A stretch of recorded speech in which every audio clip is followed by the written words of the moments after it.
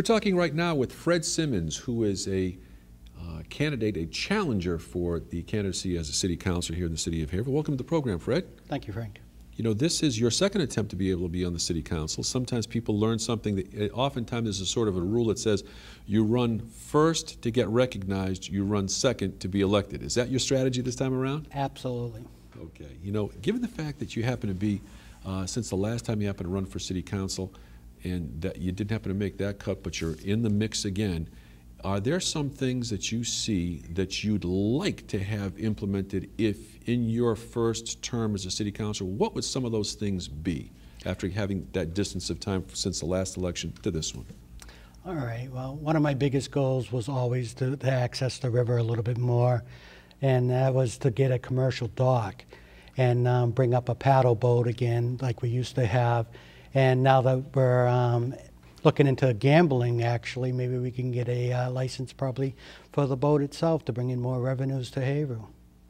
That's an interesting aspect. Is that one of the things that you had on your agenda when you happened to run previously? Yeah, that was tourism, you know, that or, you know, even actually looking into like simulating duck boats or anything coming up to bring more tourism in. We have a grant now that's out there for transportation, and I was hoping that maybe when I get a chance I'll talk to Mr. Dempsey about it. And that grant's already been approved for a little over $500,000. But a commercial dock would be fine and great. It'll bring a lot more businesses to Haverhill because people on the access during the summer hours, you know, and obviously the fall time is a great, beautiful time, and hopefully by spring the docks will be out there. And there'll be more people to come in for to visit our shops that we're now promoting a lot more downtown. And of course you won't have to have a parking meter for those things to raise revenues, but hopefully the dock will be access to many people that have come up from our sister cities, such as Newburyport and West Newbury and where else. So do you think that the secret to Haverhill's success economically may be an untapped resource, and that is tourism? Yeah, I believe that. Even in the trains would be another access for transportation. And as long as people know, like where we have the fast track train stopping, and I believe that if we give literature to come visit our fair city, you know, we have some of the best restaurants compared to any other place around. We're compared to Boston even. I think we'll be the next Boston for restaurants and shops, and hopefully that comes true. When you take a look at some of the things that the city council and the city has to face, because the city council, they're in charge of the budget and they sign off on that. Yes. That being the case, how concerned do you think city residents should be with the type of problems that you would have to solve if you were on the city council relative to about $54 million in commitments that go even beyond what the Hale Hospital commitment is? And I'm talking about the flood wall, the landfill cap, I'm talking about sewer infrastructure improvements. I mean, people are looking over their shoulders now at the Hale Hospital. Add $54 million to that, and wow.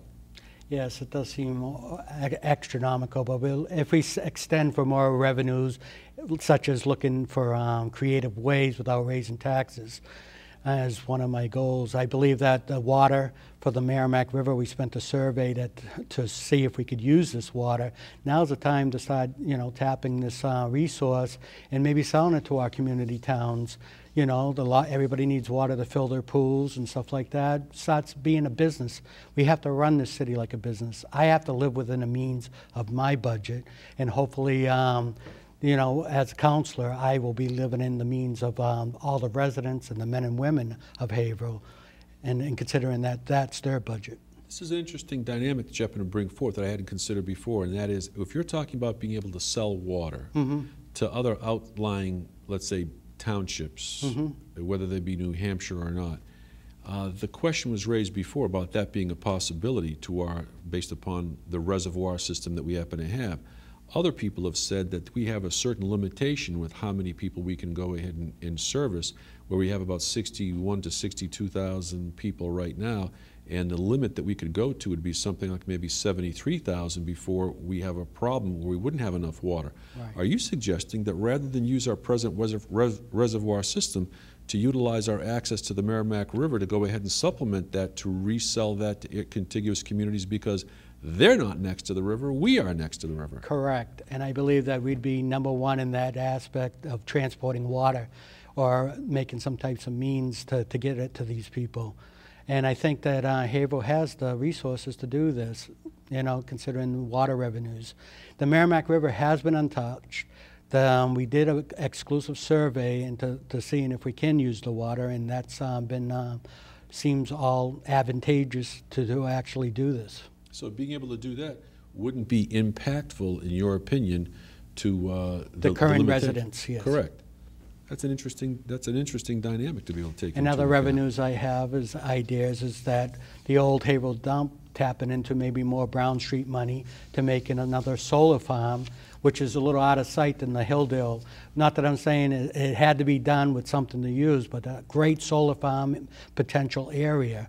And either having a survey by these companies, even on a cloudy day, they produce some type of energy. So I believe that even if it's on north side or south side, we will produce some type of energy for that situation. So that's a type of a green industry you're thinking about Absolutely, being able to bring where here, we no? can rent the land and actually make money, where we are paying right now just sitting on it, doing absolutely nothing that can be built on it, absolutely nothing. I mean, solar farms are different, it'll be on top. You know, it's interesting, and just an observation, if I'm not mistaken, Switzerland has decided that they are going to phase out a lot of their nuclear power plants. Plants that are 50 years or older are going to be phased out in favor of another alternate type of energy.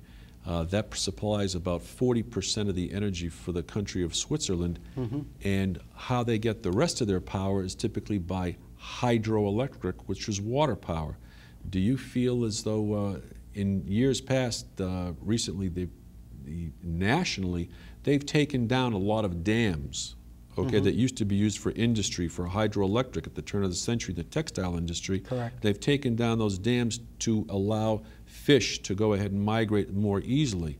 But that being the case, if we're talking about different types of energy plans, you're talking about solar, other people might be talking about wind, Right. other people might be talking about growing switchgrass.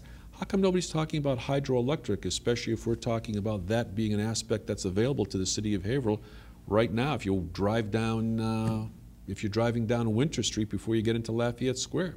Right. Well, I'm thinking it's more eco-friendly, especially it's more green, especially in the land that we are not using. Where you see a dam, it's sort of sometimes they're eyesores as you go across the Lawrence Canal. And people over there, they own the rights to the waterways, and it's tough for the people to start the electric back up again. And it seems like court battles to receive those water rights.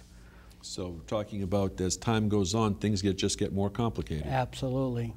But I believe like the area would be great for solar farms over there in Bradford, and renting the land to produce energies for our citizens, or even selling it down the road to other towns. Only a couple of minutes left, but I wanted to ask you this question, and given the fact that as time goes on, the expenses are higher, the different things that we had mentioned before, about $54 million or more in additional expenses that we're supposed to be liable for that are mandated by the federal government. That being the case, people have looked to cut, trim, lay off, consolidate. How do we handle any more of this I know we're talking about being able to increase business, increase tourism, increase the funding from that standpoint, but maybe sell water as well. But if that doesn't take care of all the things we need in a more immediate fashion, what would the remedy look to be? Well, obviously we're at a cap of 2.5% right now, and that's what we have been basing our things in. I still believe if we can't afford it, I have to live within my budget. We have to live within the budget of Haverhill. Fair enough. Fred Simmons, challenger for a seat on the Haverhill City Council. Thanks very much for being with us today. We wish you the best of luck in November. Thank you very much, Frank. Thank you.